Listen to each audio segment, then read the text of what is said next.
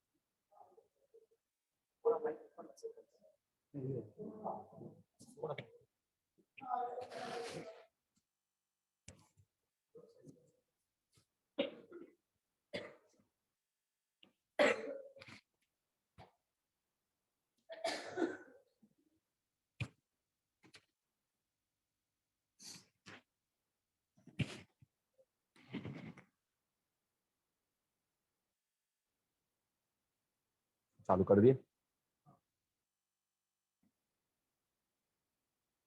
लक्ष्मी चरणलाक्षांग साक्षि श्रीवत्सवक्षसे क्षेमंकराय सर्वेषां श्रीरंगेशाय मंगलम्। श्रियः कान्ताय कल्याणनिधये निधयेऽर्थिनाम् श्रीवेंकटनिवासाय श्रीनिवासाय मंगलम्। अस्तु श्रीस्तनकस्तूरी वासनावासितोरसी श्रीहस्तिगिरिनाथाय देवराजाय मंगलम्। कमलाकुचकस्तूरी कर्दमाङ्कितवक्षसे यादवाद्रिनिवासाय संपत्पुत्राय मंगलम्। श्रीमते रम्यजामातृमुनीन्द्राय महात्मने श्रीरंगवासिने भूयात् नित्यश्रीर्नित्यमंगलम्। सबको जय श्रीमन्नारायण।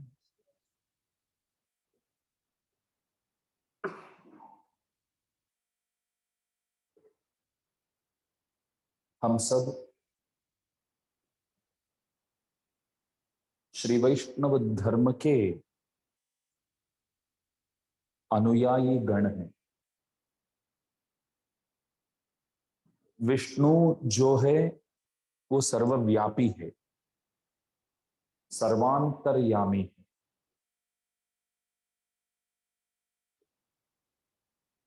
सब जगह सब वस्तुओं में भगवान व्यापन करते हैं, इसलिए ही वे महाविष्णु कहलाते हैं। विष्णु के भक्त जो है वो वैष्णव है। परमात्मा कौन है, इस बात को जानना अत्यावश्यक है। परमात्मा ज्ञान जो है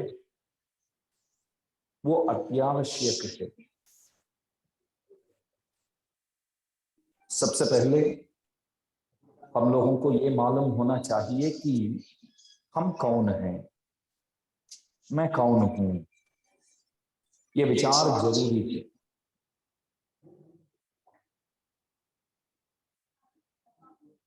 और परमात्मा कौन है ये जानना भी जरूरी है।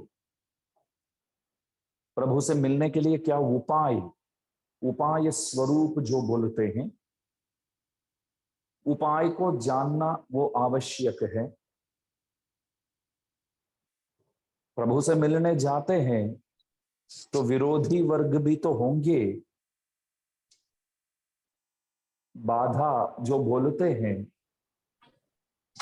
उन बाधाओं को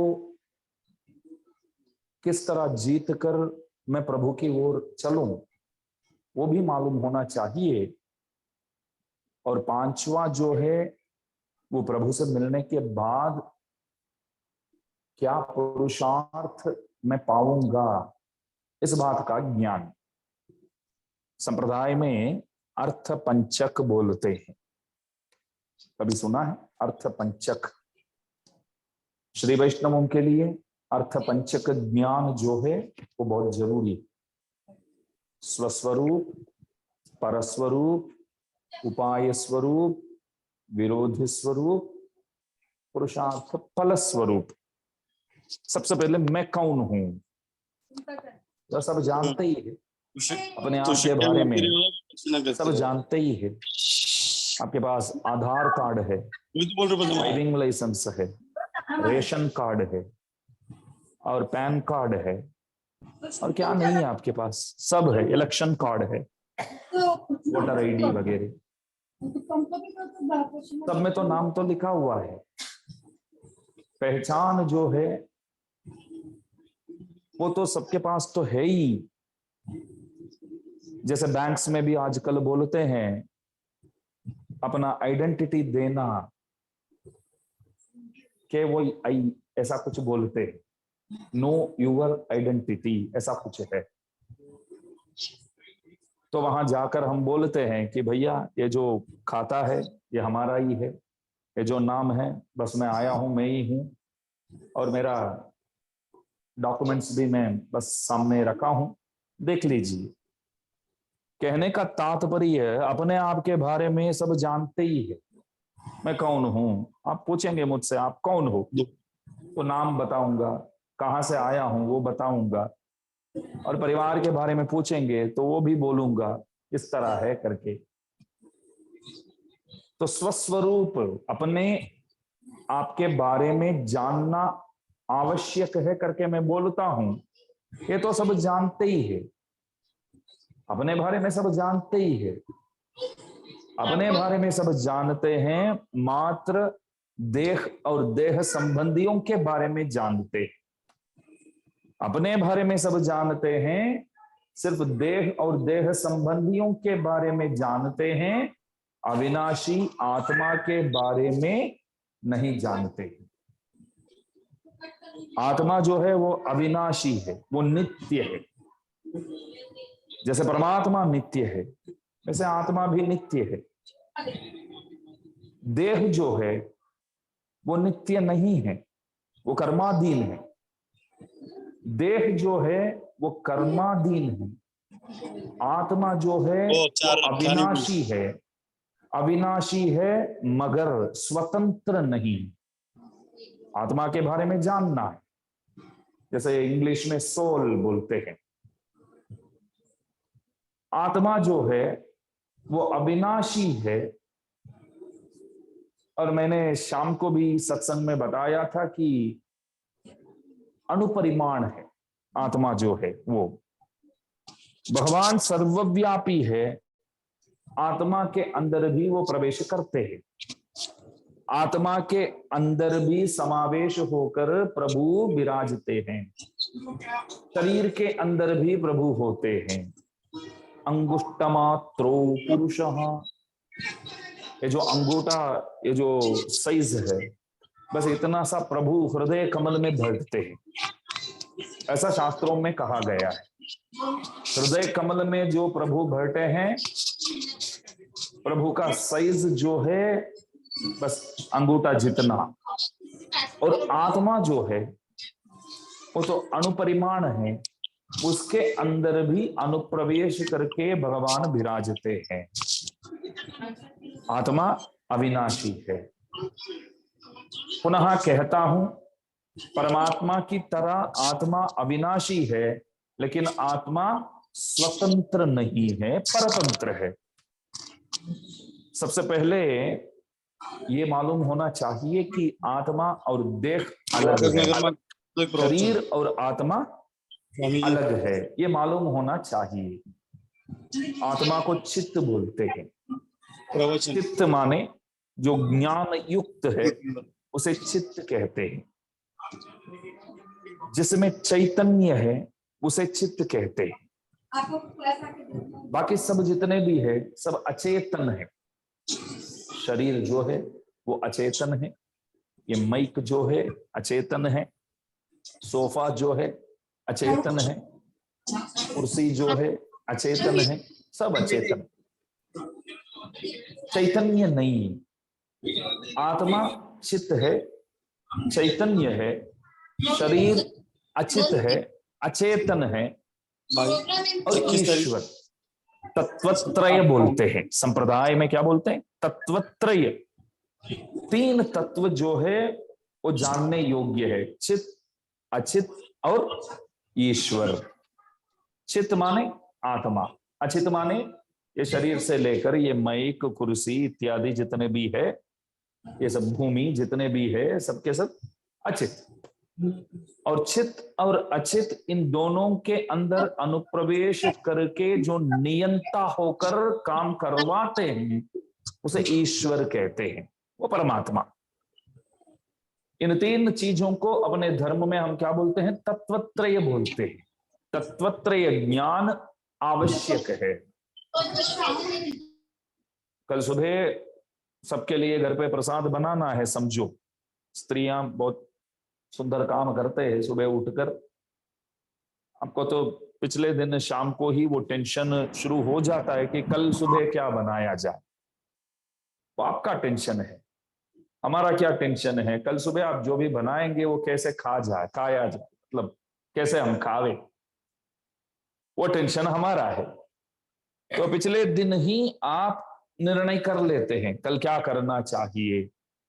तभी थोड़ा बच्चों को स्कूल भेजने में और घर के अन्य सदस्यों को, पुरुषों को ऑफिस इत्यादि में जाने में, दुकान इत्यादि में जाने में पिछले दिन ही थोड़ा आप उसका सेटलमेंट कर लेते हैं, निर्णय फैसला कर लेते हैं, तो आसान रहता है। तो मालूम होना चाहिए, पिछले दिन ही मालूम होना चाहिए कि कल क्या बनाने वाले हैं, कल क्या बनाना है करके पिछले दिन ही फैसला करना पड़ता है। तो इस शरीर को छोड़ने के बाद किधर पहुंचना है उसका भी तो फैसला करना पड़ेगा।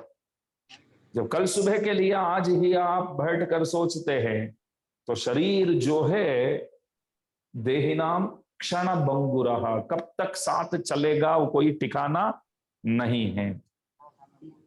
कब तक साथ चलेगा करके कोई ठिकाना नहीं है। जब तक है तब ही अपने आत्म कल्याण के लिए हमको कुछ तो करना पड़ेगा।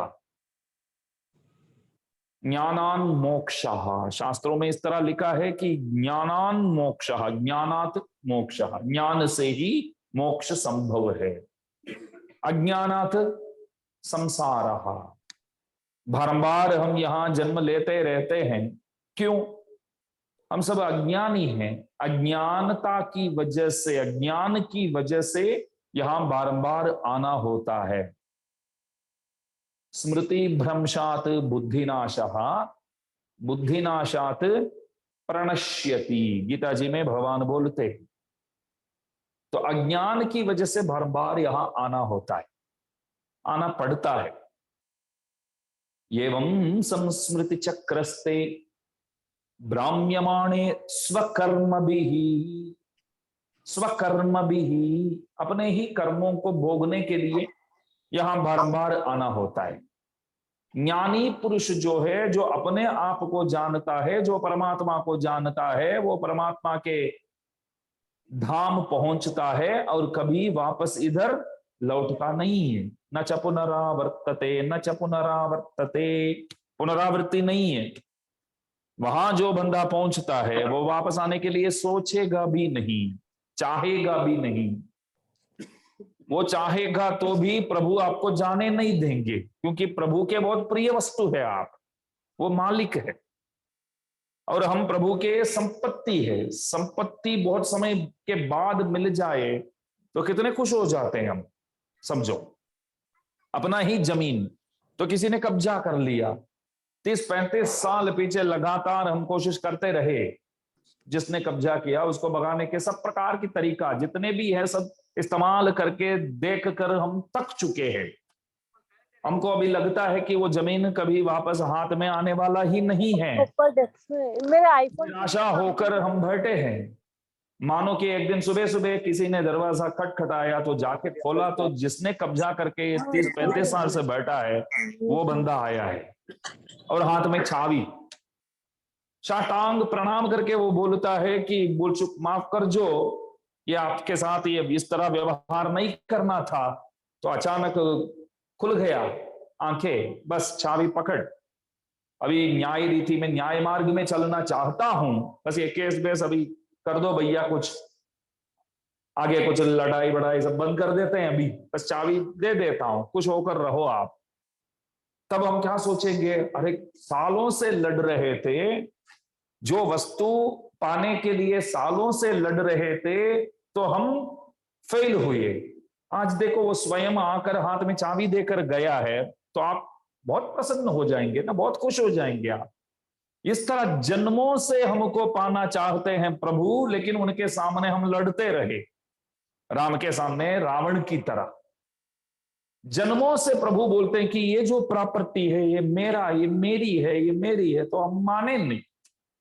हम बोलेंगे नहीं, हम अपना है भैया, आप अपनी जगह सही, हम अपनी जगह सही। देखो आप भी स्वतंत्र, मैं भी स्वतंत्र, आप भी नित्य, मैं भी नित्य हूं। एक बात पकड़ लिया जीव ने, ध्यान दीजिए, बहुत अद्भुत बात है। एक बात को पकड़ लिया जीव ने, क्या आप भी नित्य, मैं भी नित्य हूं, तो क्या फर्क है। परमात्मा भी नित्य अनादि, आत्मा भी नित्य अनादि, फिर कैसे आप मालिक और मैं प्रॉपर्टी, आप स्वामी और मैं स्वम, वो कैसे चलेगा। दोनों में कोई ज्यादा कुछ भेद नहीं है। आप भी नित्य है, मैं भी नित्य हूं। मैं आपको ऐसा नहीं बोलता हूं कि आप आकर मेरे को प्रणाम करो, मैं आपको ऐसा नहीं कहता हूं कि मेरे आकर आप बद्धांजलि करो, लेकिन आप मुझसे ऐसा कैसे कह सकते हैं कि आप आओ प्रणाम करो, हाथ जोड़ो, पूजा करो। मैं तो कभी आपको ऐसा नहीं बोलता हूं, आप अपने हिसाब से चलो, मैं मेरे हिसाब से चलता हूं, बस। तो जन्मों से हम लड़ रहे थे, तो मानो कि एक दिन हमको ज्ञान आचार्यों की कृपा से मिल गया, एक सदाचार्य समाश्रयण को पाकर, एक आचार्य कृपा दृष्टि द्वारा हमको पुनीत करके वे प्रभु के निकट ले जा करके प्रभु के गोद में बिठा देते हैं। तब हम विचार करते हैं कि ये कब का होना था, जन्मों पहले ही होना था, लेकिन तब तो मैं कुछ समझा ही नहीं था, प्रभु के साथ मैं लड़ रहा था। अच्छा हुआ एक गुरुजी मिले, वे बोले कि ये बंदा जो है प्रभु के गोद में बैठने योग्य है करके मेरे को अपने सुवाक्यों द्वारा, उपदेशों द्वारा मेरे को परिशुद्ध करके भगवान के बहुत प्रिय वस्तु बनाकर उनके पास पहुंचाया है। तब भगवान भी विचार करते हैं कि अच्छा हुआ एक सदगुरु इनके पास भेजा तो काम हो गया अपना। तो बंदा वहां पहुंचता है तो वापस यहां आने के लिए सोचेगा भी नहीं। जेल से बाहर आता है कोई, पीछे पीछे देख करके नहीं आएगा, वो कितना अच्छा था अंदर, मेरे को बस इधर ही रहना है करके नहीं बोलेगा। बोलेगा कि अभी तो इस तरफ आना ही नहीं है, कुछ गलत करना ही नहीं है अभी। अरे पकड़कर अंदर बिठा देते हैं तो कितना हैरान हो जाते हैं हम। तो जैसे जेल से बाहर जाता हुआ जो अभी अभी बाहर आया हुआ एक व्यक्ति पीछे देखेगा ही नहीं, इस तरह इस संसार को छोड़कर कोई जाता है तो इस तरफ देखेगा ही नहीं। तो अपने आप को जानना, आत्मा को जानना वो आवश्यक है। देहात्माभिमानी होना वो हमारे लिए आत्मनाशक है। देहात्माभिमानी क्या है, कोई जानते हैं? देह को ही आत्मा समझने वाले जो है वो लोग देहात्माभिमानी कहलाते हैं। आत्मा करके एक चीज है, मालूम ही नहीं, समझो। कभी महसूस किया आप लोगों ने आत्मा करके एक चीज है? महसूस किया है कभी? सच बताइए आप, आत्मा करके एक चीज अंदर है, कभी महसूस किया आपने? मैं करके जितनी बार दिन में आप बोलते हैं, मैं आऊंगा, मैं आऊंगी, मैं करूंगा, मैं करूंगी, मैं देखूंगा, मैं देखूंगी, मैं जाऊंगा, मैं जाऊंगी, ये मैं करके दिन में कम से कम 500,000 बार उस शब्द का इस्तेमाल आप करते हैं। मैं पूछना चाहूंगा कि वो मैं जो है आपके शरीर में किधर है? हम बता सकते हैं कि ये हाथ है, ये ललाट है, ये मुंह है, ये कान है, सब ठीक है। ये मैं वो कहाँ है शरीर में? तब बोलते हैं कि मैं, ऐसा हम दिखाते हैं। वो आत्मा का ही शब्द है, समझो। कोई चले जाते हैं तो लाश पड़ा है तो कोई ऐसा नहीं पूछता है कि उनका नाम देकर वो कब उठेंगे, कब जाएंगे करके नहीं पूछते हैं। लाश को कब निकालेंगे ऐसा पूछा जाता है। ऐसा पूछा जाता है कि कब निकालेंगे भैया, कब ले जाएंगे स्मशान की ओर, कब ले जाएंगे? तो आत्मा का ही खेल है। एक अणुपरिमाण जितना जो चीज है वो चीज इधर से बाहर निकल जाता है तो साथ साथ सब आदर मर्यादा इत्यादि सब साथ में लेकर ही वो जाता है। बाद में ऐसा पूछते हैं कि कब निकालेंगे, कब उठाएंगे, कब ले जाएंगे, ऐसा हो जाता है। मैं आपको महसूस करा दूंगा, आप बोलेंगे कि हाँ बात सही है, आत्मा है। एक बात है, लोकाचार्य स्वामी जी महाराज बहुत अद्भुत रीति से तत्वत्रय नामक ग्रंथ में समझाते हैं। दोपहर को आराम करते हैं ना, एक आध घंटा जरूर करते हैं। और एक बात है, रात को भी इतना बढ़िया हम सो नहीं पाते हैं, दोपहर को एक आध घंटा आराम, जो मस्त नींद आती है, तो गहरी नींद जो है वो रात को भी नहीं आता है। वैसे सच बात तो वही है। और काम करने वाले को दोपहर को एक आध घंटा आराम करेंगे तभी शाम को आप उठकर वापस अपने काम में लग सकते हैं। 2 घंटे आप सोए समझो एक दिन दोपहर को, बहुत बढ़िया नींद, बहुत गहरी नींद, और कुछ भी मालूम नहीं आसपास क्या होता है, कौन आए कौन गए, कुछ भी मालूम नहीं है। सेलफोन भी आपने पहले ही साइलेंट मोड में रख दिया, और कभी कभी वो वाइब्रेशन होता है तो भी लोग उठ जाते हैं, तो इसलिए दूर पे कहीं कोने पे रख दिया फोन, कोई डिस्टरबेंस नहीं है, बस कॉलिंग बेल ऑफ कर दिया। तो आप आराम कर रहे थे तो उठकर आप बोले कि आज जैसा मैंने कभी सोया ही नहीं, बहुत बढ़िया नींद, बहुत बहुत मजा आया। तब क्या बोलते हैं हम? बहुत मजा आया। 2 घंटा सोया, बहुत मजा आया। मैं पूछना चाहूंगा कि जब आप सो रहे थे तो कुछ भी नहीं जानते, आप कुछ भी नहीं जानते थे, आसपास कौन आता है कौन जाता है कुछ भी मालूम नहीं, अपने आप के बारे में भी मालूम नहीं, कोई ख्याल नहीं है, एक लाश की तरह पड़े थे, कुछ भी नहीं जानते थे। लेकिन अभी बोलते हैं कि 2 घंटा आराम किया, बहुत मजा आया, बहुत मजा आया करके जब आप बोलते हैं तो उस मजे को अनुभव करने वाला बंदा कौन था वहां? जब आपको कुछ भी मालूम नहीं, आपको अपने बारे में भी मालूम नहीं, कोई ख्याल नहीं, तो उस वक्त आप उठकर बोलते हैं कि 2 घंटा आराम किया, बहुत मजा आया। तो आपने बोला मजा आया करके, जो पास्ट टेंस में आप बोलते हैं, आराम करते वक्त मजा आया, तो आराम करते वक्त मजा आया करके आपको कैसे पता चला? आप भले सो गए लेकिन आत्मा जो है वो जागरूक है, वो मजा उन्होंने पाया। वही आप अभी बोल रहे, मजा उन्होंने पाया। तो शरीर के अंदर रहकर आत्मा जो है, ये शरीर द्वारा किया गया कर्मों के फलों को वो भोगता हुआ इस शरीर में ही रहता है। आज शाम को कन्निनुन श्रुतांबु का पाठ हमने सिखाया, तब मैंने एक बात बोला कि मधुर कवि जी षटकोप स्वामी जी से एक प्रश्न पूछा उन्होंने एक जवाब दिया, लेकिन क्या प्रश्न क्या जवाब शाम को नहीं बताया मैं। उन्होंने यही पूछा, செத்தத்தின் வயிற்றில் சிறியது பிறந்தால் அது எத்தை தின்று எங்கே கிடக்கும்। ये प्रश्न तमिल में है, लेकिन तमिल जो लोग जानते हैं वो भी ये प्रश्न पूछा जाए तो बोलेंगे कि ये क्या बोल रहे हैं आप, कुछ समझ में नहीं आ रहा है। भले तमिल में प्रश्न ऐसा है कि तमिल जानने वाले लोग भी नहीं समझ पाएंगे। वो बोले कि செத்தத்தின் வயிற்றில் சிறியது பிறந்தால் அது எத்தை தின்று எங்கே கிடக்கும், इतना ही प्रश्न। षटकोप स्वामी जी बोले அது அத்தை தின்று அங்கே கிடக்கும்। जवाब दिया तो दंडवत प्रणाम करने लगे। हम बोलेंगे कि उन्होंने क्या पूछा, इन्होंने क्या बोला, हमको कुछ समझ में नहीं आया। वो बोले कि शरीर के अंदर आत्मा है, तो वो आत्मा का काम क्या है, वो क्या करता है शरीर के अंदर रहकर। तब स्वामी जी षटकोप स्वामी जी बोले कि वो शरीर द्वारा किया गया कर्मों के फलों को भोगता हुआ उस शरीर के अंदर ही वो आत्मा रहता है, वहीं रहता है, बाद में एक दिन छोड़ देता है। तो देहात्माभिमानी वो है कि देह को ही आत्मा समझने वाले। वे लोग इस बात को बिल्कुल नहीं जानते हैं कि आत्मा अलग है, शरीर अलग है। अभी आपको समझ में आ जाएगा। वेल्डिंग की दुकान तो देखा होगा आप लोग, जैसे बच्चे साइकिल में स्कूटर में इत्यादि में जाते हैं तो देखकर बहुत मजा आता है। उसमें से जैसे वो स्पार्क्स निकलता है और वो उसके लिए एक बड़ा चश्मा जैसा कुछ लगाकर, काम दर्पण जैसे कुछ, मतलब क्या बोलते हैं उसको, एक वो रखते हैं सामने, हेलमेट जैसे बनाकर, एक बड़ा चश्मा जैसे पहनकर वो बनाता है, तो मजा आता है। वो सब देखना चाहिए, क्या कर रहे हैं, कैसे कर रहे हैं।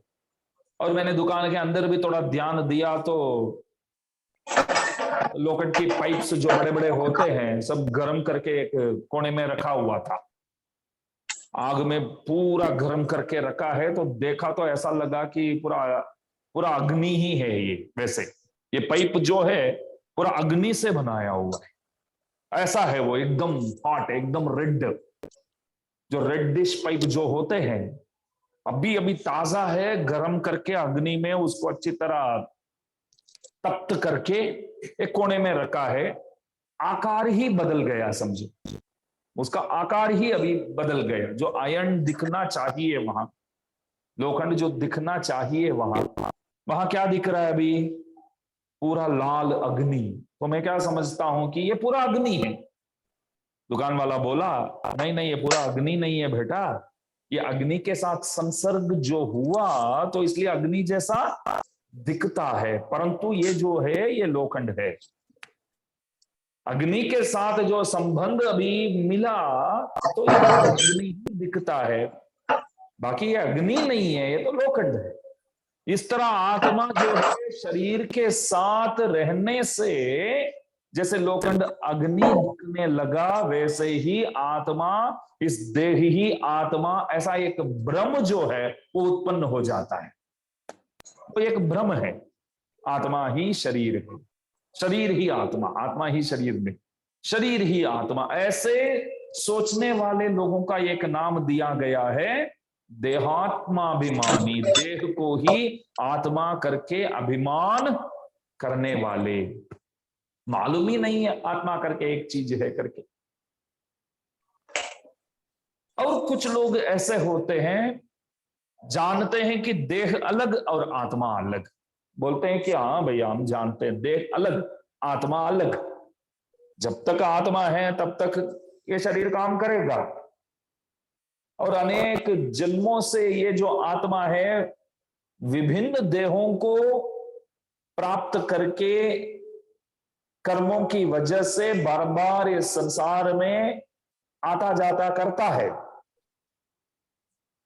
पुनरपि मरणम पुनरपि जननम पुनरपि मरणम पुनरपि जननी जठरे शयनम। शंकराचार्य जी गाते हैं, पुनरपि जननम, पुनः जन्म लेता है, पुनः मृत्यु को पाता है, पुनः एक मां के पेट में आकर बैठ जाता है बारंबार। जब हम पैदा हुए जग हंसे हम रोए, कबीरदास जी गाते हैं। जन्म जब हमने लिया सब खुश हो गए, आसपास के सब माताजी पिताजी जितने भी परिवार के सदस्य हैं सब खुश हो गए, सब हंसते हैं, खुशी मनाने लग जाते हैं। लेकिन जो बंदा जन्म लिया वो क्या करता है तब? वो रोता है, वो हंसता नहीं है। अगर नहीं रोता है तो रुलाते हैं, प्रयत्न करके रुलाते हैं। अगर वो नहीं रोता है तो हम रोना शुरू कर देते हैं, अभी तक रोया ही नहीं है। अरे अच्छा है ना यार, बच्चा आया है, नहीं रोता है तो चिंता छोड़ दो। नहीं नहीं नहीं, रोना ही पड़ेगा। संसार का नियम देखो आप, संसार ऐसा है कि यहां आया है तो रोना पड़ेगा। कब से? जन्म से यहां आया है तो रोना पड़ेगा। आप नहीं रोएंगे तो भी नहीं। डॉक्टर साहब क्या करते हैं, दोनों पांव ऐसे पकड़ के उल्टा करके बच्चे को, और दोनों हाथ ऐसे नीचे, ऐसा होता है जैसे लटकता हुआ ऐसे, तो उसको पकड़ के ऐसे मारते हैं। रो, रोना पड़ेगा, रो। जब वो रोता है तब बाहर के सबके सब हंसते हैं। हमारा स्वभाव भी मालूम पड़ जाता है ना, किसी को रुलाने में ही मजा है। मालूम पड़ गया ना, कोई खुश है तो हम ले नहीं सकते। मैंने पढ़ा था अभी अभी, एक मीम पढ़ा था, 90s के बच्चे करके बहुत मीम आते। ये 90s के बच्चे क्या है, हम सब 80s के, तो 90s के जो बच्चे बहुत मीम आते हैं। क्या शादी के लिए ढूंढते हैं तो लड़की नहीं मिलती है, ऐसा है वैसा है। तो एक बंदा डॉक्टर के पास गया, बोला कि डॉक्टर, बोले क्या प्रॉब्लम है आपको? तो बोला कि कोई प्रॉब्लम नहीं, वैसे कोई कपल वैसे स्कूटर में जाते तो कुछ अंदर से जलता है, बस वही प्रॉब्लम है। मतलब शादी नहीं हुई करके, अभी शादी नहीं हुआ है तो कोई स्कूटर में कपल जाते तो अंदर से कुछ जलता है, ऐसा कुछ ऐसे जोक करके मीम बनाते हैं। वैसे सही बात भी होगा, क्या मालूम है। जिसने शादी किया है वो बोलेगा कि नहीं करना था, जिसने नहीं किया वो बोलेगा कि नहीं अवश्य करना चाहिए, बस इतना ही बात है। तो देखिए, रुलाने में मजा है लोगों को। कोई खुश है तो हम ले नहीं पाते। तो कोई बच्चा आया है, जन्म लिया है, नहीं रोता है तो अच्छी बात है ना यार, नहीं नहीं नहीं रोना ही पड़ेगा, तो रुलाते हैं। तो कबीरदास जी बोले कि क्यों रोता है वो? उसको मालूम पड़ता है कि वापस संसार में आ गए, जहां नहीं आना था वहां आ गए, जहां नहीं पहुंचना था वहां पहुंच गए करके उसको मालूम पड़ता है। तो वो रोता है। हम लोगों को देखकर अरे पुनः इन्हीं लोगों को देखना पड़ता है, जिन लोगों को मैं नहीं देखना चाहता था उन्हीं लोगों को देखना पड़ता है करके वो रोता है। समझदार है, दिमाग वाला है। इसलिए तो बचपन में क्या क्या विचार हम करते थे, क्या क्या सोचते थे, वो अभी हमको मालूम नहीं है। बोलो, ऐसा बोलते हैं कि बच्चे 4-5 साल तक बहुत होशियार होते हैं, बहुत समझदार होते हैं, क्या मालूम है पूर्व जन्मों के बारे में भी जानता होगा। अभी तो 5 साल तक 6 साल तक क्या हुआ करके याद ही नहीं है हमको। तो 5 साल तक 4 साल तक बच्चे, कम से कम 3 साल तक देखो, कुछ बोलना तो चाहते हैं लेकिन कुछ बकवास करते हैं, ऐसे कुछ बोलते हैं बच्चे 2-3 साल के, हमको कुछ समझ में नहीं आता है, क्या मालूम है बहुत बड़ा शास्त्रार्थ तो हो सकता है, वो जन्मों के बारे में बताता होगा, क्या मालूम है। बाद में जब बोलना समझ में आता है तो जितने भी बात करते हैं वो सब निरर्थक हो जाता है। जब बोलना नहीं आता है तब जो भी वो बोलता है शायद वो अर्थ भरा हुआ बात हो सकता है। जब बोलना समझ में आता है तब जितने भी बातें वो करता है सब निरर्थक बातें, समझो कोई मतलब का ही नहीं है। तो कुछ लोग ऐसे होते हैं कि जानते हैं कि आत्मा अलग शरीर अलग। तो बच्चा जन्म लेता है तो उसको मालूम है कि यहां नहीं आना था, वापस आ गए करके वो रोता है। तो कबीरदास जी पूछते हैं ज्ञानी इसमें कौन है? जो उम्र लायक बड़े बड़े जो खड़े हैं वे लोग ज्ञानी है, ये ताजा ताजा जन्म लिया है ये ज्ञानी है? उम्र लायक लोग खुशी मनाने लग जाते हैं। ऐसा तो सोचना चाहिए कि इस संसार में यह आया है, क्या करे बोलो, इस क्रूर संसार में आया है करके कोई नहीं बोलता है, बस भगवान की बहुत दया है, ये बेटा हुआ या बेटी हुई करके खुशी मनाने लग जाते हैं। लेकिन वो ज्ञानी है, देखो जहां नहीं आना था वहां आ गए करके वो रोता है। ज्ञानी है तो लोग उस ज्ञानी के ज्ञान को बुझाने में प्रवृत्त हो जाते हैं तुरंत। ज्ञानी मत रहो, अज्ञानी रहो, यहां वही चाहिए।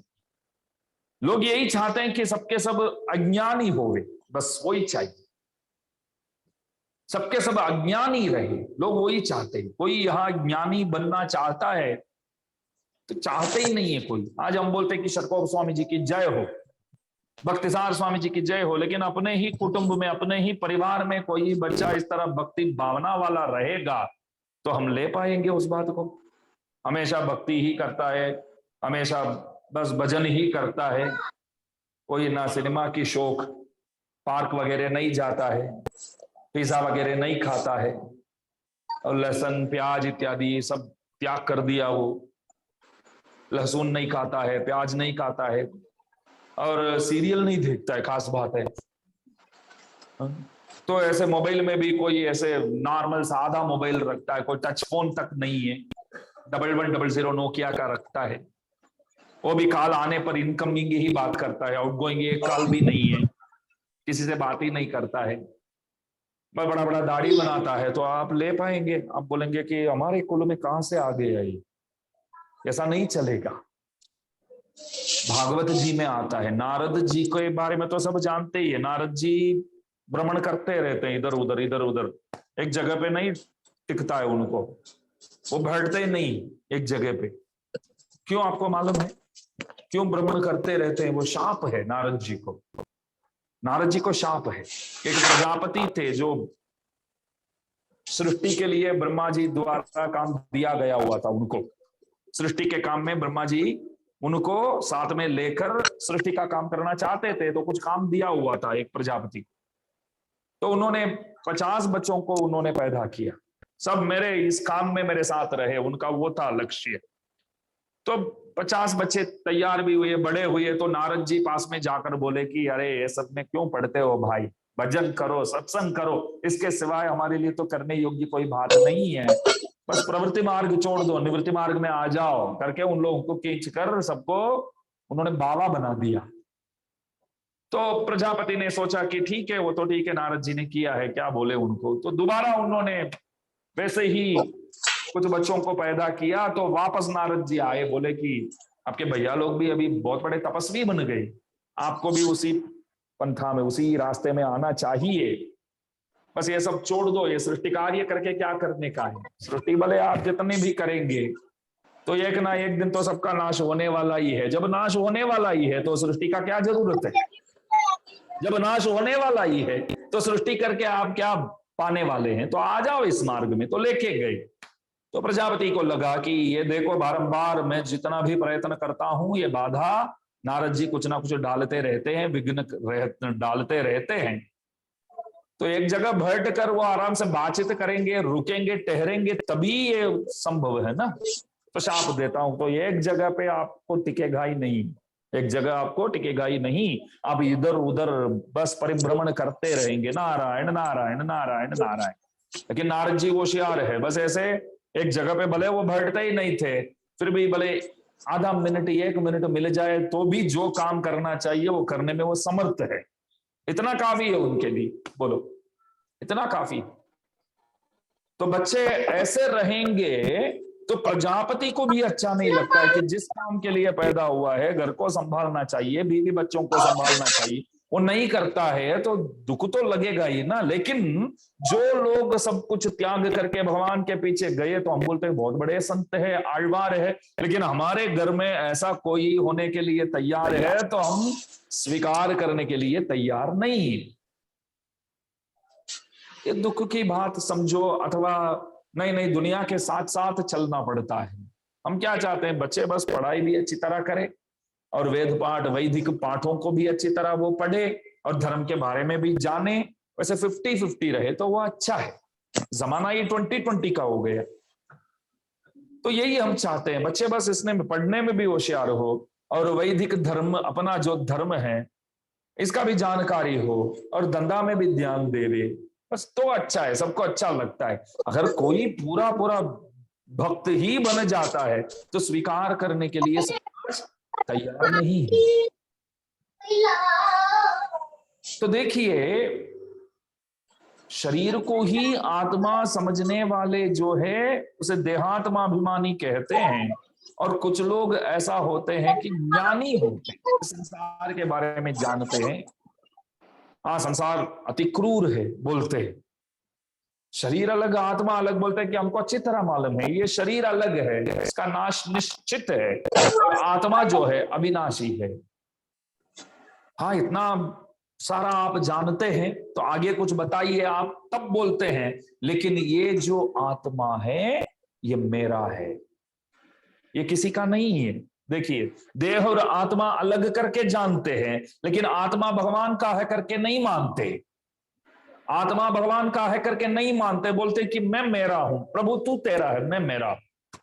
हमारे पराशर भट्टर स्वामी जी महाराज, आज से 1000 साल पहले के संत हुए आप, रामानुज स्वामी जी महाराज के प्रिय शिष्य पुरेश स्वामी जी महाराज के सुपुत्र हुए आप।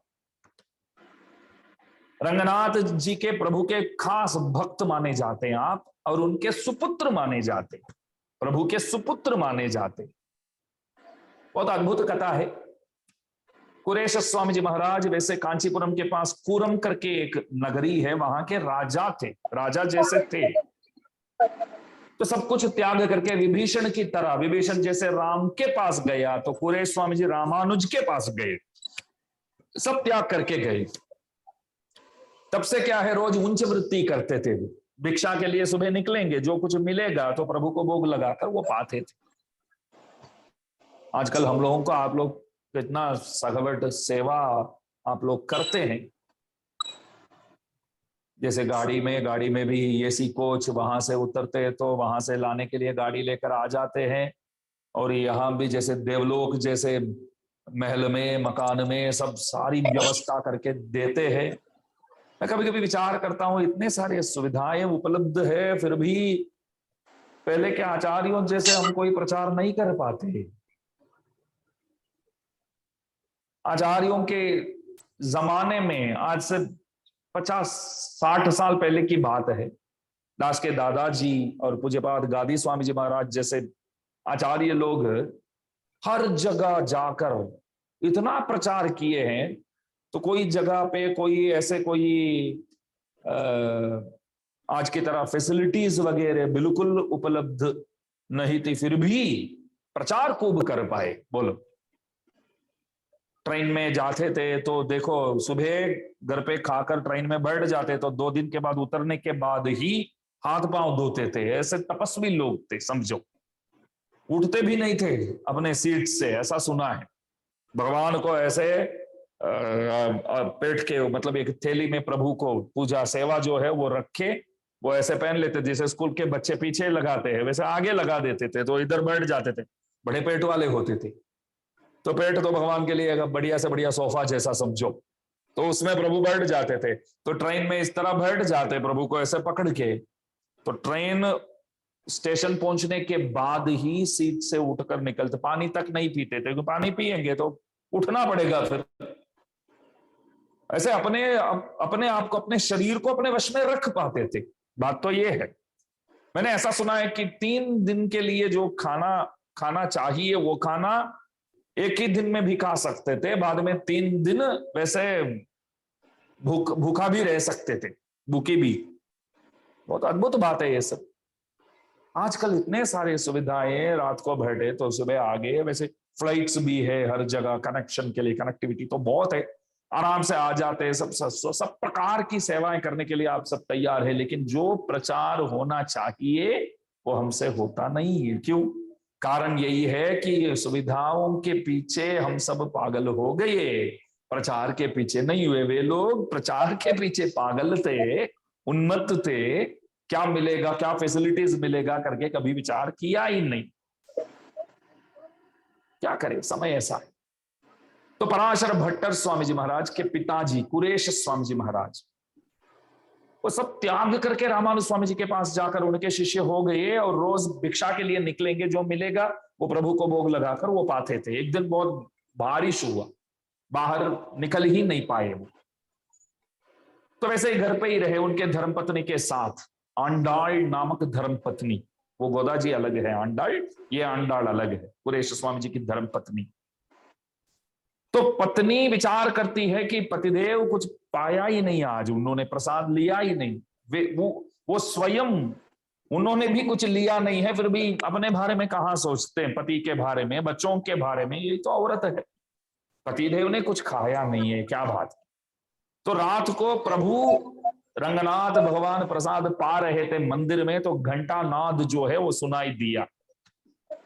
तब अम्मा जी बोले, बाहर आकर प्रभु को ऐसे हाथ दिखाकर बोले कि तेरा भक्त कुछ खाया नहीं है, बैठा है अंदर, तो घंटा नाद के साथ बढ़िया से बढ़िया प्रसाद का भोग आपको लग रहा है वहां। बहुत अच्छी बात है भैया, बहुत अच्छी बात है। ऐसा बोले तो प्रभु को लगा कि ये मुझसे ऐसा नहीं होना था। जब कुरेश स्वामी जी कुछ पाए नहीं और मैं पा रहा हूं, तो वो शिकायत कर रही है। तो तुरंत उन्होंने क्या किया, अपने अर्चकों द्वारा कुरेश स्वामी जी के मकान, आज का जो अभी जो मैं प्रसाद पा रहा हूं, ये प्रसाद उनके वहां पहुंचा देना। तो तुरंत छतरी वगैरह लेकर, चामर वगैरह, प्रभु का प्रसाद आता है तो ऐसा ही आएगा क्या, ढोल बाजे सब बजाकर सब लाते हैं। कुरेश स्वामी विचार करते हैं कि इस आधी रात में कहाँ ले जाते हैं प्रसाद, किसके वहां जाते हैं। तो देखते देखते मालूम पड़ गया कि सब उन्हीं के वहां द्वार पर सबके सब पहुंच गए। स्वामी जी बोले कि मैं आज कुछ पाया नहीं हूं करके भगवान को बताया किसने। तो अम्मा जी बोले कि आप मेरे को क्षमा करना, मैं बाहर आकर चिल्लाने लगी तो मैंने सोचा कि प्रभु सुनेंगे नहीं, राजाधिराज है, एक सामान्य प्रजा की बात इतना ध्यान में लेंगे करके मेरे को मालूम नहीं था। तो स्वामी जी बोले, ये बहुत बड़ा भूल है, कैसे ऐसे कर सकते।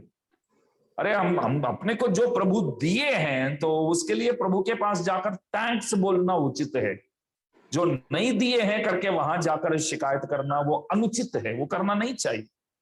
लोग मंदिर तो जाते हैं, सबके सब मंदिर तो जाते हैं, मनोरथ तो बहुत ज्यादा रखते हैं, बहुत ज्यादा रखते हैं। बस एक अगरबत्ती जलाकर 50 करोड़ तक, 100 करोड़ तक सामने प्रार्थना करके आते।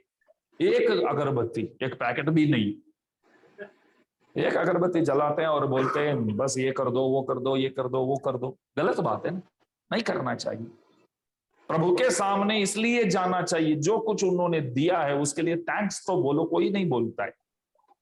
जो कुछ मिला है वो मेरे प्रयत्न से, जो नहीं मिला है वो आपको देखना है। जो कुछ मैं पाया हूं उसका कारण मैं हूं, जो कुछ नहीं पाया हूं बस आप हो कारण, बस ठीक कर दो आप। गलत बात है। तो स्वामी जी अम्मा जी को बोले कि ये कैसे कर सकती है, शिकायत करना वो उचित नहीं है। देखो प्रसाद आ गया है, मेरे को बहुत शर्म आता है। तो स्वामी जी ने उसमें से 2 बार लिया और धर्मपत्नी को भी दिया। उस प्रसाद के प्रसाद हुए 2 बच्चे, पराशर भट्टर स्वामी जी और वेदव्यास भट्टर स्वामी जी। उस प्रसाद के प्रसाद हुई दोनों। तब से सब बोलने लगे कि परम विरक्त कुरेश स्वामी जी के ये जो 2 पुत्र हुए, सब प्रभु के प्रसाद का महात्म्य इस तरह है कि 2 पुत्र हुए तो प्रभु के और अम्मा जी के ही पुत्रों माने जाते थे ये दोनों। तो पराशर भट्टर स्वामी जी महाराज रंगनाथ भगवान के बहुत प्रिय पुत्र, बहुत प्रिय भक्त। एक दिन वो मंदिर गए थे दर्शन के लिए, भगवान का अभिषेक हुआ था। अभिषेक हुआ तो गीले कपड़े पहने हुए थे प्रभु, गीले कपड़े पहने हुए थे। तो हाथ इस तरह है तो सामने एक दीप भी जल रहा था, बहुत सुंदर प्रसंग है। गीले कपड़े पहने हुए थे रंगनाथ भगवान और हाथ इस तरह है तो सामने एक दीप भी प्रज्वलित है और गले में एक तुलसी हार पहने हुए थे। दृश्य इतना ही, आप अपने मन से ही अभी सोच लो। प्रभु खड़े हैं, हाथ इस तरह है, एक दीप आगे है और प्रभु गले में एक तुलसी हार पहने हुए हैं। भट्टर स्वामी जी गए और हाथ जोड़कर दर्शन किया। तुरंत वो रोने लगी प्रभु को देखकर। प्रभु बोले, क्या हुआ, क्यों रोते हो? बोले कि आप कैसे दिखते हैं प्रभु, मैं बताऊं आपको, आप कैसे लग रहे हैं बताओ।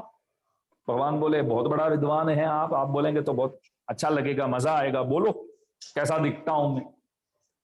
नहीं, बोलने का तो मन है लेकिन बोल नहीं पा रहा हूं प्रभु, बोल नहीं पा रहा हूं मैं, करके वापस रोने लगी। प्रभु बोले कि आप पहले शांत हो जाओ, बाद में बताओ क्या बात है, मेरे को देखकर क्यों रोते हो। त्वं मे अहम मे कुतस्तदपि कुदयिदम वेदमूल प्रमाणात् एतश्चानादि सिद्धात्। अनुभव विभवात् तर्हि साक्रोश एव क्वाक्रोश कस्य गीतादिषु मम विदितः कोत्र साक्षी सुधी स्यात् हन्त त्वत्पक्षपाती स इति नृगलहे मृग्य मध्यस्थवत्वम्। पराशर भट्टर स्वामी जी इस तरह अनुसंधान करने लगे। अभी मैं अर्थ बताऊंगा। कोई बंदा मंदिर आया है, नया नया है, समझो आज तक नहीं आया है, खाली आज मन में लगा कि बहुत बड़ा विशाल मंदिर है, जाके देखते हैं यार कैसा है क्या है। तो मंदिर आया तो प्रभु के सामने आकर खड़ा रह गया, खड़ा होने लगा। तो खड़ा रहता है प्रभु के सामने। उन्हें देखकर प्रभु बोलते हैं कि ये प्रॉपर्टी बहुत जन्मों के बाद वापस आया है। जैसे पहले बोला था ना, बहुत समय के बाद चाबी लेकर, जैसे इस तरह जन्मों के बाद ये आत्मा इधर पहुंचा है। कुछ भी करके पकड़ लेना है आज। पुनः वो चला जाएगा तो कब आएगा क्या मालूम है, इंतजार करना पड़ेगा तब तक। तो आज आया है तो अपना बना लेने का है आज ही। तो प्रभु देखकर बोलते कि त्वम में, तू जो है मेरा है। हमको देखकर भगवान क्या बोलते हैं मालूम है? तू जो है तू मेरा है, भगवान ये बोलते। और आपको भगवान ऑप्शन भी देते हैं, बहुत अच्छे हैं भगवान, ऑप्शन भी देते हैं। जैसे एग्जाम्स देते हैं बच्चे, तो उसमें नहीं बोलते हैं 5 आउट ऑफ 7, नहीं बोलते हैं। 7 प्रश्न पूछते हैं तो 5 का आप अर्थ दो तो काफी है। तो ऑप्शन है तो मजा आता है। प्रभु ऑप्शन देते हैं, हमको देखकर बोलते हैं कि तू मेरा है। ऑप्शन क्या देते हैं भगवान को मालूम है कि जन्मों से जो पास नहीं आता था, आज आया है। स्वतंत्र घूम रहा था, आज सामने आया है। मैं बोलूं कि तू स्वतंत्र नहीं है, तू मेरा है, तो दुख तो लगेगा ना। मतलब तू गुलाम है, यू आर ए स्लेव, तू मेरा दास है, तू मेरा है। तो मैं क्या विचार करूंगा, अरे आपके पास जब तक नहीं आता था तब तो मैं स्वतंत्र घूमता था। मैंने सोचा कि आप भी है, बड़े हैं, तो आपके पास आकर साथ में बैठूं। तो आप बोलते हैं कि आप नीचे बैठो, मैं भगवान हूं, आप मेरा दास है। तो स्वतंत्र ही अच्छा था, मैं वापस जाता हूं करके बोल सकता है ना बंदा। तो भगवान बोले नहीं, वो मौका नहीं देने का है। तो ऑप्शन देते हैं, देखो बेटा मैंने बोला कि तू मेरा है तो मान लो तो अच्छी बात है, अगर नहीं मानेगा तो एक ऑप्शन है तेरे लिए। तू मेरे को देखकर बोलो प्रभु मैं तेरा नहीं हूं, तू जो है मेरा है तो भी चलता है। मैं तेरा नहीं हूं, तू मेरा है तो भी चलता है, बस संबंध रहे, चालू रहे। ऐसा नहीं बोलते हैं कि पत्नी पांव दबावे, अगर वो नहीं दबाती तो चलेगा, मैं दबाता हूं, चलो मैं पांव दबाता हूं। इसमें क्या कोई पांव दबावे, गले दबाने से अच्छा पांव दबाना अच्छा है। सेवा आप करो या मैं करूं। मैंने एक कथा कहीं एक स्वामी जी द्वारा सुना था। एक माँ और माँ के बेटे 2 ही थे। तो माँ ने एक जगह शादी भी बेटे के लिए बातचीत करके शादी भी कर दिया। तो वधु आई है, पुत्र वधु घर पे आई है। बेटा विचार करता था कि वो आ गई है तो माताजी के बहुत सारे काम अभी कम हो जाएंगे, क्योंकि ये भी आई है तो ये करेगी सब, जैसे झाड़ू मारना, वो क्या बोलते, पोता लगाना, सब पोछा लगाना, सब वो करेगी। विचार करते थे तो सुबह देखा तो वो तो उठी ही नहीं 9:30-10 बजे तक। बाहर आके बालकनी से बेटा देखता है तो माँ झाड़ू मार रही है। दुख तो होता है, शादी के बाद भी ये कर रही है, लेकिन इतना हिम्मत भी नहीं है कि अंदर जाके बोलूं माँ कर रही है, तू क्या अभी तक सो रही है, उठो करो, ऐसा बोल भी नहीं पाता है बेचारा। तो नीचे आया, माँ से बोलने लगा कि माँ आप क्यों ये सब कर रहे हैं, बस मेरे हाथ में दो, मैं करता हूं, चलो। माँ सोचती है देखो ये स्वयं करने के लिए तैयार है, लेकिन वहां जाकर बोलने के लिए हिम्मत नहीं है। पत्नी से बोले कि आप भी उठो, अब माता जी उम्र लायक है, सारी सेवा वही करती है तो आप करो ना थोड़ा। वो बोल नहीं पाता है बंदा, समझ में आ गया बात। तो बोले कि बेटा बेटा नहीं नहीं, ये सब आपको नहीं करने का है, तू तो मेरा राजा है, तू कैसे कर सकता, मैं करूंगी, चलो ये सब क्या करती हूं मैं, जब तक संभव है तब तक करती हूँ, जब तक कर पाऊंगी तब तक करूंगी मैं। बेटा को बुरा तो लगा, तो बेटा बोला कि माँ बात बिल्कुल सही है, मैं अभी जाके बोल तो नहीं पाता हूँ, डर लगता है, लेकिन हम कुछ उपाय करते हैं, हम जोर से मैं आपके हाथ से खींचूंगा और मेरे हाथ से आप खींचो झाड़ू को, आप बोलेंगे कि मैं करूंगी, मैं बोलूंगा कि मैं ही करूंगा, थोड़ा जोर से बोलेंगे तो उठकर आएगी, उठकर आएगी और बोलेगी कि दोनों इस छोटी सी बात के लिए क्यों झगड़ रहे हैं, मैं तो आई हूं, बस ये सब सेवा मैं करूंगी, आप लाओ मेरे हाथ में करके वो बोलेगी। माँ को लगा कि आइडिया तो उचित है, बढ़िया है, ठीक बात है बेटा, करके देखते हैं। तो ये खींचता है, लाओ माता जी, कब तक आप करते रहेंगे, उम्र लायक हो गया, आप अपने बारे में कभी सोचते ही नहीं है, दवाई समय पे लेते हो कि नहीं, लाओ। माँ बोलती है कि बेटा नहीं नहीं, पुरुषों को ये सब काम नहीं करना चाहिए, जोर से बोलती है बेचारी वो भी। तो दोनों ऐसे झगड़ रहे थे, तो वो ऐसे बाहर आई, जमाई लेती थी और ऐसे नीचे देखती है कि क्या हो रहा है, क्या बात है, किस बात के लिए माँ बेटे दोनों अभी लड़ रहे हैं, सुबह सुबह झगड़ रहे हैं। हाँ देखो माँ ये सब सेवा कर रही है, और मैं बोला कि मेरे हाथ में दो झाड़ू, मैं लगाता हूं, तो मानती नहीं है। तो माँ बोली अरे पुरुष ये सब करेगा तो हम औरतों को कैसा अच्छा लगेगा, हमको अच्छा नहीं लगेगा ना बेटी। तो दोनों अभी विचार कर रहे हैं कि वो क्या बोलेगी, वो क्या बोलेगी। तो वो बोले कि अरे इस छोटी सी बात के लिए आप दोनों झगड़ रहे हैं, अच्छा नहीं लगता है, कि मैं एक उपाय बताती हूँ, बस 15 दिन माता जी आप करो, 15 दिन बेटा करेगा, और क्या, हो गया बात, दोनों करो। तो माता जी अभी बेटे को देखती है, बेटा माता जी को देखता है, अभी आगे क्या किया जाए, क्या कर सकते हैं, अभी कुछ नहीं। तो तुम में अहम में, तू मेरा है, प्रभु बोले, लेकिन प्रभु को मालूम है कि तू मेरा है बोलूं तो वो मानेगा नहीं, तो कम से कम मेरे को बोले कि मैं तेरा नहीं हूं, तू मेरा है, तो भी चलता है। लेकिन हम होशियार होते, हम क्या बोलते हैं, तू मेरा है करके प्रभु बोले, तब उस बात को माने भी नहीं, और प्रभु बोले कि मेरे को तू तेरा बोलो तो भी चलेगा, उस बात को भी हम माने नहीं, हम बोले कि मैं मेरा हूं, तू तेरा है। ये ऑप्शन प्रभु ने सोचा ही नहीं, मैं मेरा हूं, मेरी जगह मैं सही हूं, बस अपनी जगह आप सही हो, बस दोनों के बीच में कोई ऐसा लेन देन नहीं है, आप भी नित्य हो, मैं भी नित्य हूं।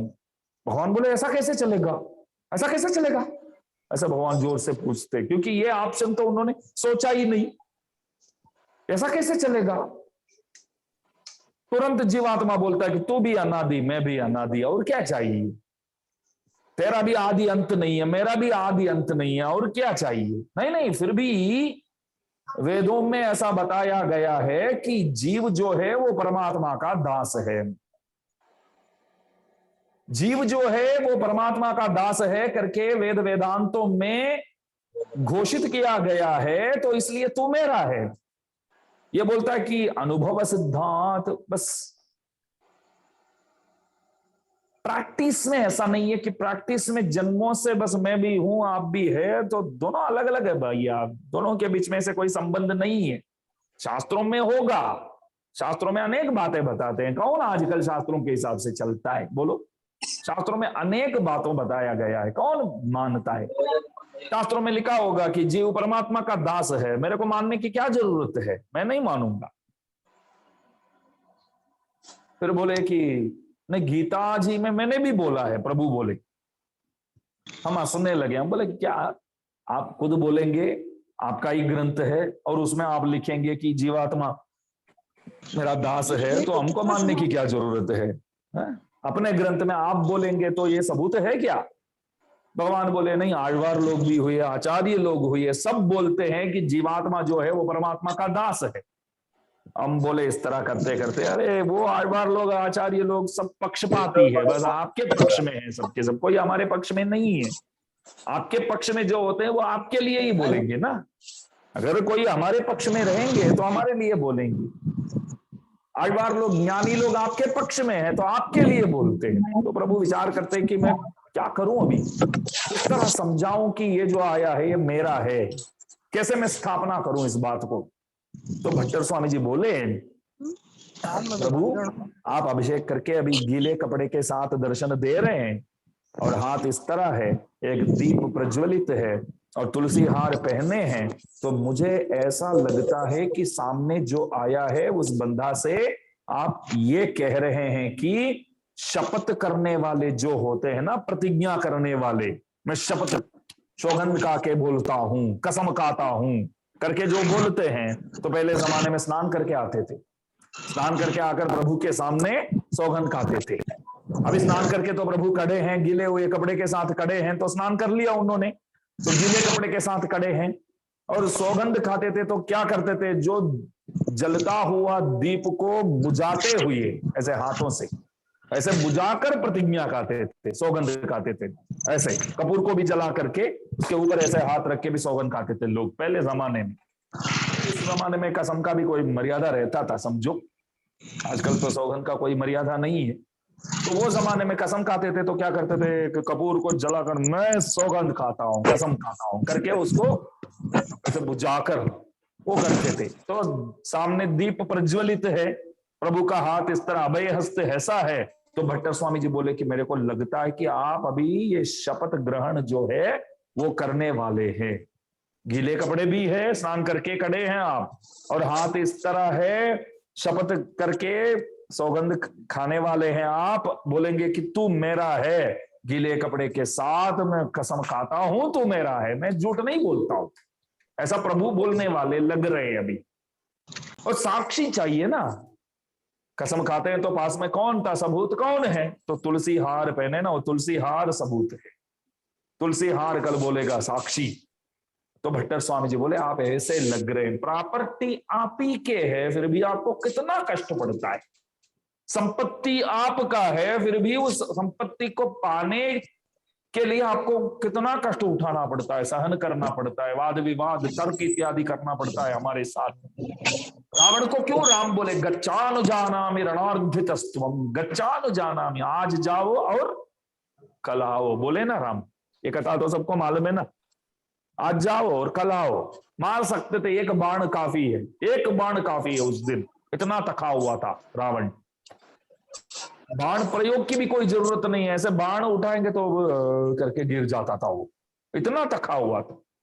लेकिन प्रभु क्या बोले उस वक्त, गच्चानुजानामि, जाने देता हूं तेरे को, आज जाओ कल आओ। सब विचार करते थे कि अरे एक गेंद में खत्म होने वाला मैच है ये, बस एक बॉल डालो आउट हो जाएगा वो, एक बाण प्रयोग करो खत्म। अरे कल वापस बुला रहे आप, क्यों ऐसा कर रहे हो। प्रभु जी बोले कि शायद कल हाथ जोड़ता हुआ आएगा वो। क्या बोले, शायद कल हाथ जोड़ता हुआ आएगा, मेरे को बस वही चाहिए।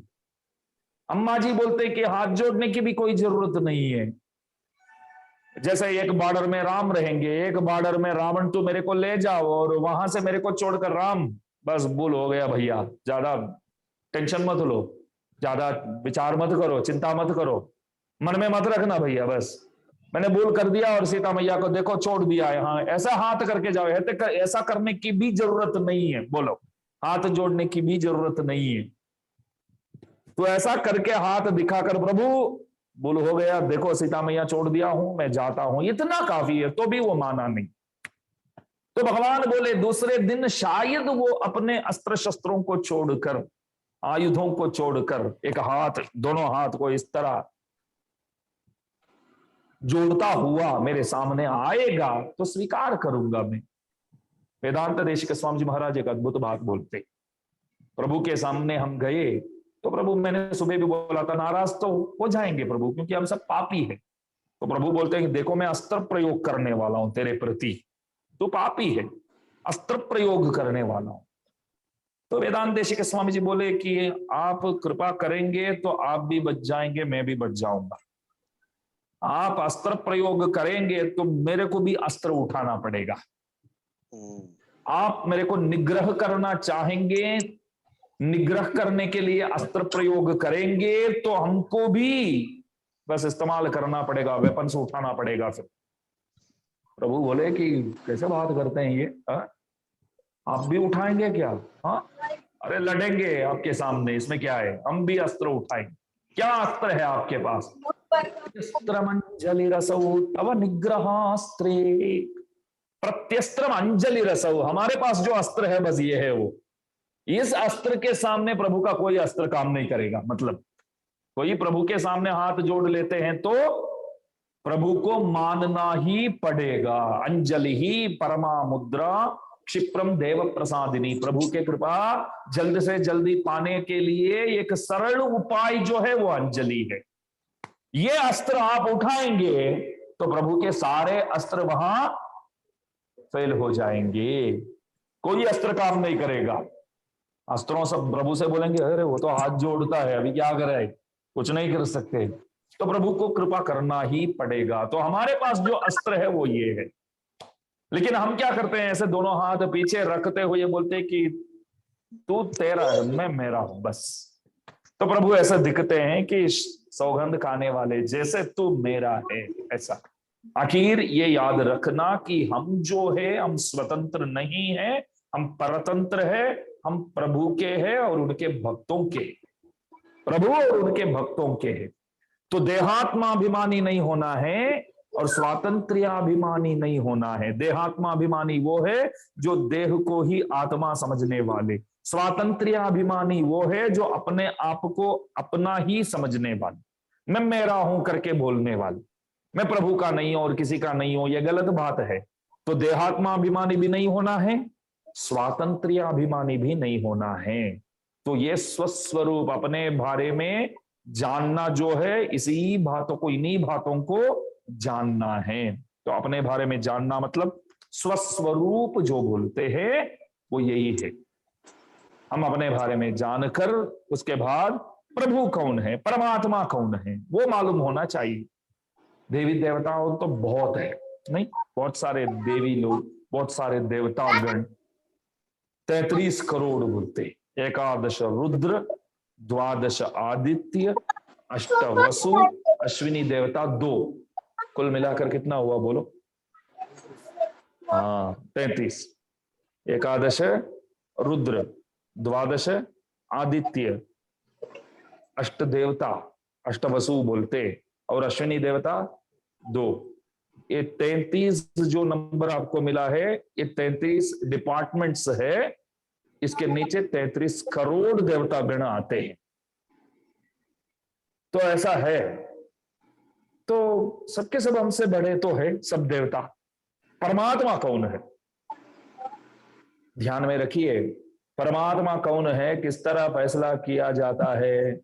जो जगत कारण वस्तु है वो परमात्मा है, जो कारण है वो परमात्मा है। हमारे तमिल में हम हाथी को वारण बोलते, वारणम, वारण बोलते, और नारायण को नारण बोलते। क्या बोलते हैं? नारण बोलते। जब वारण को, मतलब गजेंद्र को मगरमच्छ ने पकड़ लिया, तब वारण ने क्या किया है? कारण तू आजा। वारण ने क्या किया? ये जगत कारण, इस जगत का कारण जो है, मूल जो है, वारण ने ऐसा पुकारा कि कारण तू आजा, तब नारण आया और बचाया। वारण कारण नारण, बस यही ध्यान में रखने का है। वारण माने गजेंद्र, कारण जगत कारण, सृष्टिकर्ता जो है, सृष्टिकर्ता जो है वो जगत कारण है। और वो जगत कारण कौन है? तो नारायण ही जगत कारण है। पतिम विश्वस्यात्मेश्वरकम शाश्वतकम शिवमच्युतम नारायणम महाज्ञेयम विश्वात्मानं परायणम नारायण परम ब्रह्म तत्वम नारायण परः। अनेक वेदांत वाक्यों द्वारा ये विषय सुनिश्चित है कि नारायण ही परमात्मा है। नारायणात् ब्रह्मा जायते, नारायणात् इंद्रो जायते, नारायणात् रुद्रो जायते, यो ब्रह्मांडं विदधाति पूर्वम। इसे अनेक वाक्यों द्वारा मालूम पड़ता है कि नारायण ही जगत कारण वस्तु है। तो आज 2 विषय हमने देखा कि आत्मा जो है वो नित्य है। हाँ नित्य है, परंतु स्वतंत्र नहीं है। और देह ही आत्मा ये ब्रह्म है, और आत्मा अलग, देह अलग है, और आत्मा स्वतंत्र नहीं है, परमात्मा का है और उनके भक्तों का है। और परमात्मा कौन है? जो जगत कारण वस्तु है वो परमात्मा है। जगत कारण वस्तु कौन है? जब वारण हाथी है कारण तू आजा मेरे को बचाने के लिए करके बोला, तो जो आया था वो परमात्मा है। क्योंकि नारायण आ जाओ करके हाथी ने नहीं बोला। हाथी ने क्या बोला? ये जगत कारण वस्तु तू आजा। एक श्लोक है गजेंद्र मोक्ष करके, ग्राहक ग्रस्ते गजेंद्र हस्तैः कौम नक्राक्रांते करीन्द्रे मुकुलित नयने मूल मूले तिखिन्ने। किसी को आता है क्या ये श्लोक? नाहम नाहम न चाहम न च भवति पुनस्तादृशो मादृशे एवं त्यक्त हस्ते सपदि सुरगणे भावशून्ये समस्ते मूलम यः प्रादुरासीत् तदिशतु भगवान मंगलम संततम नः। सुबह उठते ही बोलना चाहिए ये श्लोक जो है, गजेंद्र मोक्ष करके 2 श्लोक है इसमें, सुबह उठते ही बोलना चाहिए। मैंने किसी को बोला था कि सुबह उठकर बोलना चाहिए, तो उन्होंने बोला कि ये बात सही है, सुबह उठकर बोलना चाहिए, उसके लिए सुबह उठना चाहिए सबसे पहले। कौन सुबह उठते हैं आजकल, लेट उठते हैं ज्यादातर। तो सुबह उठना चाहिए और बैठ कर थोड़ा एक 10-15 मिनट पूर्वाचार्यों के श्री सूक्तियां और इस तरह श्लोकों को अनुसंधान करके। एक बात बोलो, हमारे धर्म में ऐसा है कि सुबह उठते ही प्रभु से ये बोलना चाहिए कि आज के दिन आप दास के प्रति कृपा करेंगे क्या, इसका मतलब आज उठाएंगे मेरे को आप। सुबह ये बोलना चाहिए, सुबह उठकर प्रभु से ये बोलना चाहिए कि प्रभु कम से कम आज तो कृपा करो, इस संसार में कब तक रखोगे। तो बोलेंगे कि तो वो श्लोक क्या है वो आप पहले बोल दीजिए। क्या सीख कर बोलेंगे क्या? नहीं, नहीं बोलना है, उसके लिए जानना है। वो श्लोक नहीं बोलना है, उसके लिए वो श्लोक क्या है करके जानना है। कौन बोलेंगे सुबह उठकर प्रभु से आज तो खोलो? बोलेंगे कि कोई बहुत उम्र लायक घर पे है कि 90-100 साल के है, तो बोलेंगे आज तो खोलो अपना दिव्य नेत्र कृपा दृष्टि, यहां नहीं वहां डालो, स्वीकार करो। बहुत स्वयं हैरान है, हमको भी बहुत परेशान करते। दूसरों के लिए बोलेंगे नेत्र खोलो करके, अपने लिए कौन बोलेगा? लेकिन ऐसा है कि सुबह उठते ही सत्संगात भवन स्पृहो गुरुमुखात श्रीशं प्रपद्यात्मवान् प्रारब्धम परिभुज्य कर्म शकलम प्रक्षीण कर्मांतरः न्यासादेव निरंकुशेश्वर दया निर्लूनमायान्वयः हार्दानुग्रह लब्ध मध्यतम निद्वारा बहिर्निर्गतः मुक्तोर्चिहि दिन पूर्व पक्ष। यहां से मुक्तात्मा कैसे वैकुंठ पहुंचता है उसका वर्णन है। तो सुबह उठते ही वो ध्यान करना चाहिए, उस मार्ग में जाकर कब मैं प्रभु से मिलूं, दिव्य धाम कब पहुंचूं, ऐसा सुबह विचार करना चाहिए। लेकिन कौन करते हैं? बोल कौन करेंगे? कम से कम मुंह से तो बोलो। एक बंदा को मैंने ऐसा बोला तो वो बोला कि मैं मुंह से ही बोलूं, लेकिन प्रभु ऐसा ना समझ ले कि मैं मन से बोलता हूं, तो पहले ये भी बोल दूं कि मैं मुंह से ही बोलता हूं, खाली श्लोक अच्छा है इसलिए बोलता हूं। उसके बाद ये गजेंद्र मोक्ष भी बोलते, उसमें देखिए मूल मूले थी किन्ने, हे कारण तू आजा, नारायण करके नहीं बोला, कारण तू आजा, कारण तू आजा। सब देवता गण तैयार थे, क्योंकि एक क्लाइंट मिला है, एक भक्त मिला है। वो बोलता है कि बचाओ बचाओ बचाओ, तो सब शिव जी ब्रह्मा सब विचार करते थे कि मैं जाके बचा लूं तो मेरा एक भक्त मिलेगा ना, मेरे एक भक्त मिलेगा और मेरी पूजा करेगा। लेकिन जब उन्होंने बोला कि कारण तू आजा, तो सब विचार करने लगे कि हे शिव जी तू आजा बोल दिया होता तो मैं पहुंच जाता, ये ब्रह्मा जी आजा करके बोल दिया होता तो ब्रह्मा जी पहुंच जाते थे। लेकिन उन्होंने क्या बोला? कारण तू आजा, तो सब बोले कि ना हम न चाहम, मैं कारण नहीं हूं, मैं कारण नहीं हूं। मैं बोलूं कि सुरेश भैया इधर आ जाओ, तो और कोई आकर, रमेश भैया आकर बोलेंगे क्या काम है स्वामी जी, तो क्या मैंने सुरेश भैया को बुलाया, आप रमेश भैया क्यों आए, आप सुरेश भैया को बुलाओ।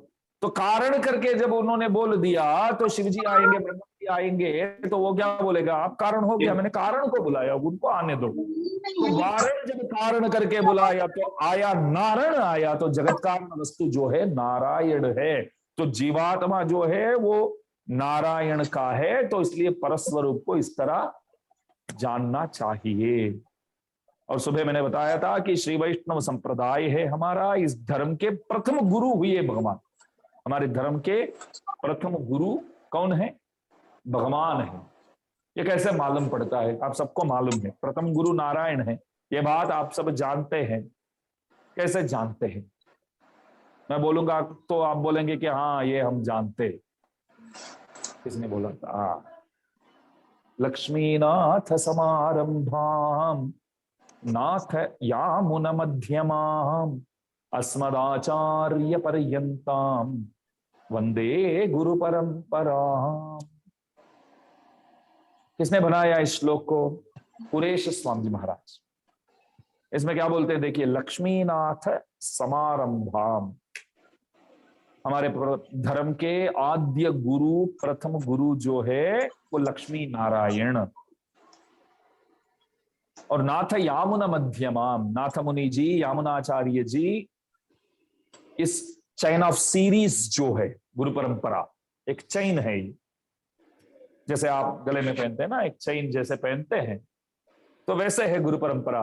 पहले प्रथमाचार्य, फिर अम्मा जी, विश्वक्सेन स्वामी जी, शतकोप स्वामी जी, नाथ मुनि जी, पुंडरीकाक्ष जी, फिर श्री राम मिश्र जी, यामुनाचार्य जी, महापूर्ण स्वामी जी, रामानुज स्वामी जी महाराज, और उसके बाद कुरेश स्वामी जी, गोविंदाचार्य स्वामी जी, पराशर भट्टर स्वामी जी, वेदांती स्वामी जी, कलिवीरदास स्वामी जी, उसके बाद लोकाचार्य स्वामी जी, कृष्णपाद स्वामी जी, लोकाचार्य स्वामी जी, श्री शैलेश स्वामी जी, वरवरमणि स्वामी जी, और वापस भगवान वही वरवरमणि स्वामी जी के शिष्य हुए प्रभु। तो प्रभु से शुरू होकर ये जो हार जो है गुरु परंपरा हार, ये जो चेन जो है, नेकलेस जो है, वो प्रभु तक है, प्रभु से शुरू होकर प्रभु के साथ। और इसमें मध्य मणि, पेंडेंट जो बोलते हैं ना, अभी शादी वगैरह में कुछ पहन के जाते हैं तो आप ये चाहते हैं कि वहां सब पूछे कहां से लिया, ये तो चाहते ही ना। एक साड़ी पहन के जाते हैं तो भी आप ये चाहते हैं कि सब पूछे कि ये साड़ी कहां से लिया आपने, बहुत अच्छा लग रहा है आपको, कोई बोले तो अच्छा लगता है, नहीं बोले अच्छा लगे ना लगे, लोग बोलते हैं, एक फॉर्मेलिटी है, ये साड़ी तो आप बहुत अच्छा लगता है आपको करके, पास में जो औरत बैठे हैं वो बोलते हैं तो आपको अच्छा तो लगेगा ही। और एक ऐसे ऐसे करके सुबह ऐसे देख करके एक पेंडेंट के साथ एक चेन पहन के आप जाते हैं, एक बढ़िया नेकलेस है, डायमंड नेकलेस है, वेडिंग डे के दिन आपके पति ने आपको वो गिफ्ट किया समझो, तो पीछे ही एक शादी में जाना था तो वो ऐसे ऐसे करके आप पहन के गए, तो आप ये चाहते हैं कि सब पूछे कि लिया कहां से। मैंने एक जोक पढ़ा था, पति पत्नी दोनों गए हुए थे, तो शादी में गए थे, तो जब से गए तब से कुछ ही देर में पत्नी नाराज हो गई, किसी से बात ही नहीं करती ठीक तरह। तो सबने पूछा पतिदेव से, क्या घर में आते समय कुछ झगड़ा हुआ क्या दोनों के बीच में, यहाँ आने के बाद ऐसा क्यों बैठी है, बिल्कुल हंसती नहीं, किसी से कुछ बातचीत भी नहीं करती है, क्यों? तो पतिदेव बोले कि और कोई कारण नहीं है, एक नेकलेस पहनी है, तो हम आधा घंटा हुआ इधर आए, हम अभी तक किसी ने नहीं पूछा ये कहाँ लिया करके, इसलिए नाराज हो गई। तो पहनते हैं तो अच्छा लगता है, नेकलेस वगैरह पहनते हैं तो अच्छा लगता है, तो वो हमारे लिए पहनने योग्य एक नेकलेस है, गुरु परंपरा हार बोलते। अमुनात अपनातिशायी भूमना यतिराजेन निबद्ध नायक श्री ही, उस गले से उस नेकलेस को देखने वाले वो पेंडेंट को पकड़ के ही देखते हैं, ऐसा ही होता है ना, दिखाओ बहुत बढ़िया है करके ऐसे देखते हैं तो वो पेंडेंट हाथ में आ जाता है, पेंडेंट भी बढ़िया है, मस्त है। तो इस गुरु परंपरा हार के पेंडेंट के रूप में मध्य मणि बोलते, संस्कृत में क्या बोलते, मध्य मणि, जो सेंटर ऑफ अट्रैक्शन जो बोलते, सेंटर ऑफ अट्रैक्शन जो है वो पेंडेंट ही होता है, चेन तो ठीक है, सब नेकलेस में वही देखेंगे ना, वो हीरा ऐसा कुछ लगाया हो तो उसी को देखेंगे। तो इस तरह इस गुरु परंपरा हार में सेंटर ऑफ अट्रैक्शन कौन है, रामानुजाचार्य स्वामी जी महाराज, वो पेंडेंट के रूप में मध्य मणि के रूप में है। और प्रथम गुरु भगवान हुए, कैसे प्रभु अपने धर्म के प्रथम गुरु हुए, तो ये जो बात है वो दास कल बताएगा आप सबको। तो इसलिए सबसे नम्र निवेदन है कि सब कल सुबह ठीक 8 बजे यहाँ आ जाइए, आने के बाद तीर्थ प्रसाद इत्यादि स्वीकार करेंगे, उसके बाद तत्पश्चात प्रवचन में बैठेंगे, फिर रात को भी 8:30 बजे प्रवचन में आप सब शामिल होंगे। जय श्री मन्नारायण।